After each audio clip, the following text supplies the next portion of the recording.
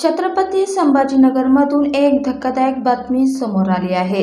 या घटनेने खळबळ उडाली आहे। लग्न करून देत नाही, शेतीही वाटून देत नाही, त्यामुळे पोटच्या 2 मुलांनी बापाच्या पोटात सपासपा वार केले। या घटनेत गंभीर जखमी झालेल्या वडिलांचा उपचारादरम्यान मृत्यू झाला आहे। संपत लक्ष्मण वाहुळ असं मृत व्यक्तीचं नाव आहे। पोलिसांकडून मिळालेल्या माहितीनुसार संपत वाहुळ हे वडगाव कोल्हाटी येथे रहिवासी असून त्यांना पोपट वाहुळ आणि प्रकाश वाहुळ हे 2 मुले आहेत। वाहुळ यांच्या नावावर शेती आहे, तर 2 मुले खाजगी कंपनीत काम करतात। 8 मे रोजी रात्री 7:30 वाजायच्या सुमारास संपत वाहुळ हे एकटे घरी होते। लहान मुलगा प्रकाश हा कंपनीतून घरी येताच वडिलांना शिवीगाळ करू लागला। वडिलांनी विरोध केला असता त्याने मारहाण करण्यास सुरुवात केली।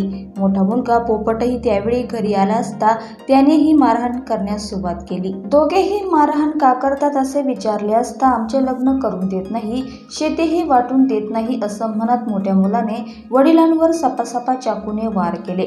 दोन्ही मुले बापावर तुटून पडले। बापाने स्वतःला वाचवण्याचा प्रयत्न केला।